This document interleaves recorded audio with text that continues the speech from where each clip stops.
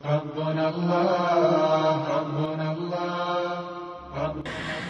آج کا جو موضوع ہے وہ ہے توحید، اساس دین. دین کے حوالے سے دین کیا ہے؟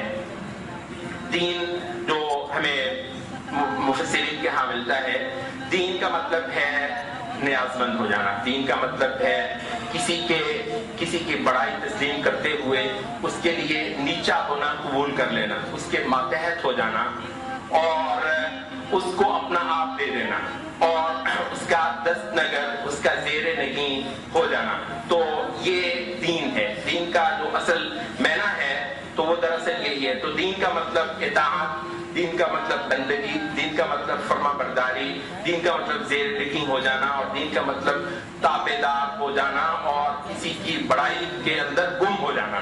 تو یہ ہے دین. اب یہاں پر جو ایک اہم بات ہے وہ یہ ہے کہ اسلام دین جو چیز ہے، جس چیز کا نام دین ہے، وہ دراصل انسان کے اندر ہی ودیت کر دی گئی. یعنی اسلام آ کے انسان کے اندر دین کو پیدا نہیں کرتا، یہ انسان کے اندر پیدا ہوئی ہوتی ہے. یہ جیسے آج کل کہتے ہیں نا بلٹ ان، یہ بلٹ ان ہے یہ دین، یہ بندگی، یہ فرما برداری، یہ کسی کو بڑا ماننا اور اس کے تابع ہو جانا، یہ انسان کے اندر اللہ تعالیٰ نے یہ مادہ ودیت کر دیا ہوا ہے. یہ ایک طبی طور پر انسان کے اندر موجود ہے. اور ہر ماں جب بچے کو جنم دیتی ہے تو جہاں یہ ہمیں معلوم ہوتا ہے کہ کان، ناک، ہاتھ، آنکھیں اور دوسرے اعضاء جو ہیں وہ ماں کے پیٹ کے اندر سے ہی بن کے آتے ہیں. جو ڈاکٹرز ہوتے ہیں وہ ہاتھ پیر نہیں لگاتے ہیں. البتہ اس کے بعد ان میں کوئی خلل ہو، کوئی مسئلہ ہو تو صرف ڈاکٹر، طب کا رول صرف اتنا ہے کہ وہ جو اعضاء اللہ تعالیٰ نے تخلیق کر دیے ہیں اور وہ جو فنکشنز انسان کے اندر اللہ تعالیٰ نے مقرر ٹھہرا دیے ہیں ان کو ہی بروئے کار لانا. ان کے اندر اگر کوئی تعطل ہے، ان کے اندر اگر کوئی رکاوٹ ہے، ان میں کوئی مسئلہ ہے تو اس حد تک طب آپ کو مدد دیتی ہے. بالکل اسی طریقے سے جو عبادت کا جو ایک مادہ ہے، کسی کو چاہنے کا ایک مادہ ہے، ٹوٹ مرنے کے لیے کسی کی بندگی میں اور اس کی فرما برداری میں ٹوٹ جانا اور مر جانا اور جان دے دینا، یہ جو ایک چیز ہے یہ اللہ تعالیٰ نے انسان کے اندر ہی ودیت کر دی گئی ہے. جو انبیاء ہیں اور جو کہ اطباء وجود ہیں، ان کا رول صرف اتنا ہے کہ وہ اس کو صحیح راستہ دکھاتے ہیں. تو بندگی اور عبادت اور دین یہ بلٹ ان ہے، یہ انسان کے اندر ودیت کر دیا گیا. کل مولود یولد علی فطرت الاسلام.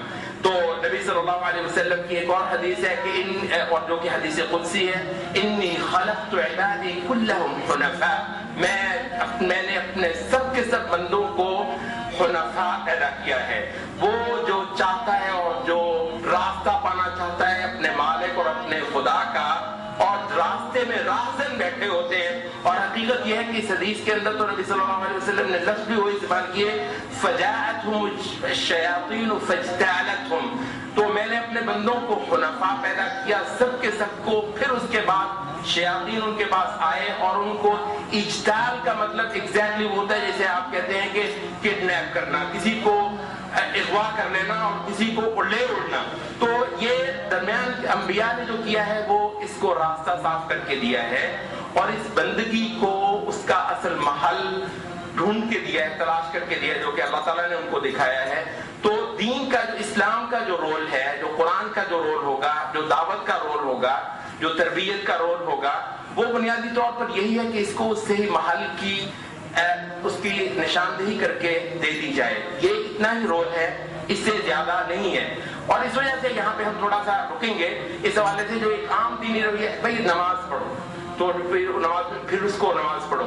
بات یہ ہے کہ نماز جو ہے وہ تو اس کے اندر کہیں پہ پڑھی ہوگی، اس کو اللہ تعالیٰ کا تعارف کرو تھوڑا سا، اس کو بتاؤ کہ وہ ہے کون ذات اور اس کے پاس ہے کیا کیا کچھ، ثواب کے حوالے سے بھی اور عذاب کے حوالے سے بھی، اور اس کو بتاؤ کہ اس کا مقام کیا ہے. اگر وہ بات اس کو سمجھ آ جائے اور وہ اس حوالے سے شیطان کے چنگل سے نکل آئے تو اس کو پھر اس کو تحیات کرنا اور اس کو کورنش بجا لانا اور اس کے آگے ماتھا ٹیکنا پھر یہ عمل اس کے اندر سے خود بخود نمودار ہونے لگے گا. اور اگر محض نماز کی اور روزے کی تاکیدوں سے وہ نماز پڑھنے لگ بھی جاتا ہے تو وہ کام البتہ پھر بھی نہیں ہوگا جو انبیاء کرنے آئے ہیں اس انسان کے ساتھ, کہ یہ ایک اس کے اندر کی آواز ہو, یہ بندگی, یہ اطاعت, یہ فرما برداری, یہ پرستش ایک انسان انتہائی فطری اور بے ساختہ انداز میں اس کے اندر سے برآمد ہو اور خدا کی عظمت پہ نشاور ہو.